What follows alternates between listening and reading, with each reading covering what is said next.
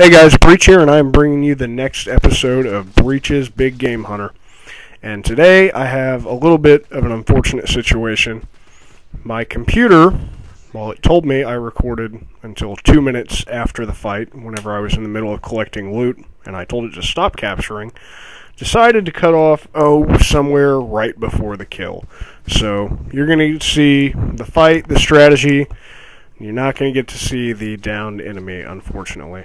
And this is the fourth time that it's done it to me. I'm just going to have to throw this piece of shit away and get a new one. But unfortunately, my financial situation is not going to let that happen just yet. So we're going to have to bear with it. If I can get a better vid up, I will eventually. But I figured this was a good fight for solo. Just getting through the waves and him with what I had working. So I wanted to go ahead and put it up for you. Show off a little bit of skill and a lot of bit of luck and a lot of bit of just having the right shit for the situation. Now, one of the things about Dexiduous the Invincible is you're going to have to light, or you're going to have to put iridium in the 4 furnaces around Hunter's Grotto. And it's going to come out to about 94, 95 iridium total you're going to have to put in. One of them's 27, one's 21, 25, and 23. So, yeah, somewhere in the neighborhood of 94 to 96. And I'm not sure if they're all consistent, because I know I've seen a 24 before in one of our earlier group fights against him. But, who knows? I don't care to know. This fight, for the iridium that you have to pay for it, is a little bit tedious. There's not a lot of reward other than just kind of killing him. And I hate to talk negative about it, but that's just the way it is with this one. I kind of feel like Gearbox rushed out the DLC just to get people happy and keep people playing in the midst of other games coming out around the time frame, and to keep sort of a standard, standard flow of product going out. They came out really fast with the Captain Scarlet DLC compared to when the game came out. I think it came out a month and a half after the game. And then Torg coming out in December, 2 months later. It just feels like they rushed out this one. They should have held off on it until February and done it and the level cap increase at the same time. That's my opinion. If you guys think similarly, let me know.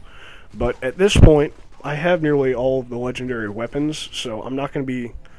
I'm going around finding the unique stuff that they added in for this one, but there's no upgrades for me, really.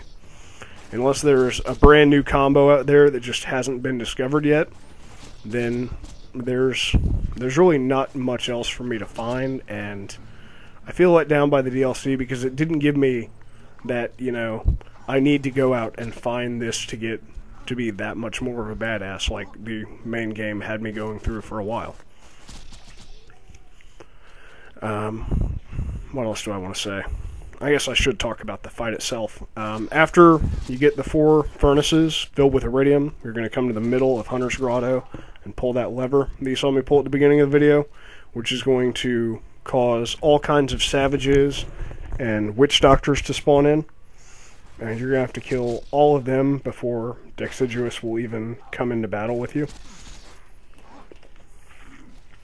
And they are going to spawn literally all around you. You'll have them front, back, left, right, up, down. Okay, not up, down. But you will have to deal with spores and drifters and stuff while you're fighting them. Just naturally occurring enemies that'll spawn in. So I guess up, down would be proper as well. But you're going to have, your 3 main enemies from this DLC come in. The Savages, the Gunners, and the Witch Doctors. As well as the little spear-throwing guys that we call a very derogatory name in our little group. But you can probably imagine what it is. I'm surprised Gearbox got away with having, these guys as your primary enemies. Considering Resident Evil 5 couldn't get away with having, several different palettes of zombies in different shades. It just seems like they could have run into some racial backlash while they were doing this. But that's not my call to make. That's Gearbox's. It doesn't bother me too terribly much because I see what they're trying to do. They're not trying to target any individual group. But still, it was in poor taste in the world that we live in today. And my best advice for strategy on these guys is take out the witch doctors early. You don't see me follow my own advice a lot of the times in this, as I focus on what's running immediately at me and not what's healing them and making them better, stronger, faster. Yeah, thank you Kanye for ripping off for that one. But if you leave them out too long, they'll get to be ultimate badasses, as you can see in the video. And that's just a pain in the ass to deal with, but it can help refill some of the iridium that you had to spend to get Dexiduous to spawn. As far as the enemies go in this DLC, the witch doctors are the most annoying thing I've ever run into, even more so than the transfusion pirates from Captain Scarlet. The witch doctors will heal themselves while hurting you. They will go into these tornadoes for the lightning and the super badass, as well as the chupacabra witch doctors are dicks. They turn invisible and have this tornado of bats, which they're not even at the center of. The only way you can see them is to go into Zero's Deception and hope you can get a death mark on them, or some kind of corrosion or something like that, so you can see where they're moving around at. And the witch doctors have insane health. You saw me using a Sandhawk B combo, and it took nearly a whole clip. But it looks like we got Dexiduous. Yeah. Gearbox, stop making shit I can't pronounce. Veracitus, Dexiduous. Just call it something the Invincible. Cromerex was good enough. Terramorphous, sure, that makes sense. But you get Vermivorous, and it just... They don't all have to end in us to be invincible. Pete worked just fine for us. But Dexiduous has 3 main attacks that he's going to do. He's going to throw out those little green puke balls. They're going to follow you around and hit the ground, and once they hit the ground, they're going to explode. And then he has these stringy, just jizz shots that he throws at you. And those are going to wipe out your shield completely, too. You see me get hit by both the jizz shots and the puke shots in this video, and it takes me nearly all the way down. If it weren't for Zero's Deception healing, or rapid healing, and my Survivor class mod, this would not have been a successful run. I'm using what's left of the Sandhawk after the waves and the Infinity Pistol on him, so I don't have to be too accurate, because for this boss, accuracy is going to be key. You can see I'm doing damage with my regular guns, but it's not significant damage at all. The only way you can really put a dent in his health bar there is to hit the little nodes that pop up on him, and that's what's going to take him down for the most part. When we were doing this as a group, for our first 2 fights against him, we thought you had to hit the nodes to damage him, or you had to use elemental damage aside from that to hurt him. And that's bullshit. I don't know who put that out there, but you can clearly see me using non-elemental stuff and doing not much, but still doing damage against him. So there's a lot of misinformation, especially right after something comes out. The wiki even says one of the best strategies is to hop in a boat. Bullshit.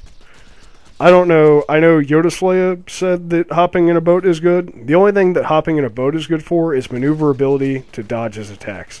And those things are so damn buggy that you're going to get stuck on something and it's not going to maneuver right, and you're going to end up the boat's going to explode on you. The machine gun on those is way too inaccurate. The corrosive, it's not accurate enough to hit the nodes the way you have to fire in on him. And the shock isn't going to hurt him at all. The fire doesn't have the range without him just stomping on you and saying, "Get the fuck out of my house." So, whatever you do, don't get in a boat. Just be smart. If you see him throwing jizz at you, strafe to the side, and it's not going to hit you. It travels slow enough that you can move out of the way. You can see its trajectory. If you see him do the green things, turn to the side and run, and you should be able to get out of the blast radius in time. If not, I mean, I have a plus 48% health relic, putting me at 68,000 and an 18,000 capacity shield. If you're level 50 and you're not running like I am, you're going to have enough health to where those aren't going to take you out. So, I mean, that's the most frustrating thing with new stuff like this, is the misinformation that gets spread like wildfire. You don't have to hit the nodes to damage him, but it helps and it makes it go a lot faster.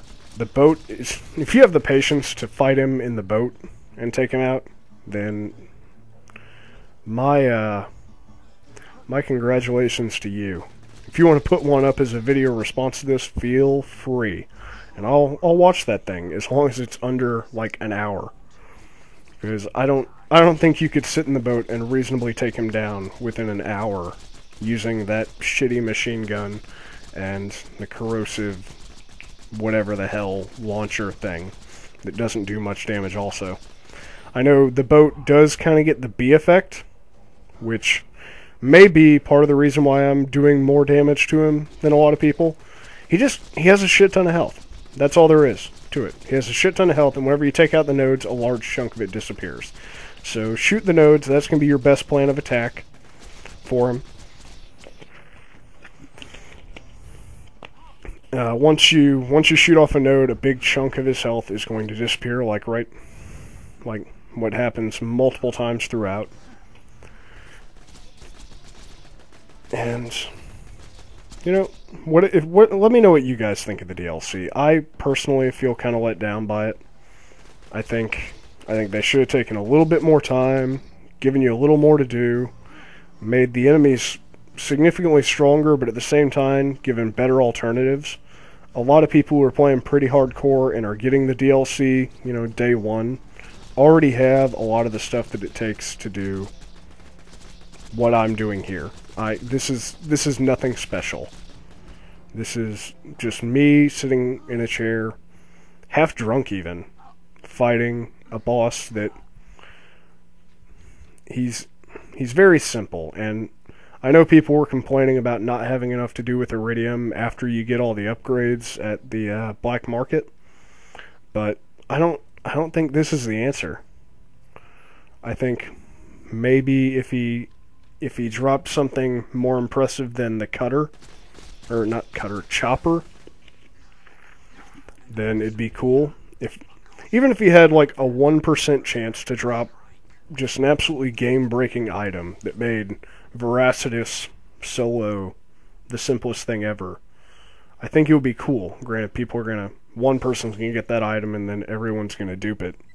But that's the way of the game. It's not World of Warcraft. It's not Call of Duty. People aren't playing against each other, so if they want to glitch, if they want to dupe, if they want to use overpowered shit, let them. It's their game. That's the way they're choosing to play it. If you don't agree with them playing that way, don't fucking play with them. Simple as that. Anyway, that's been my thoughts. That's been this fight. If you liked it, if you enjoyed it, give it a like and a favorite. Let me know what you didn't like, and have a good one.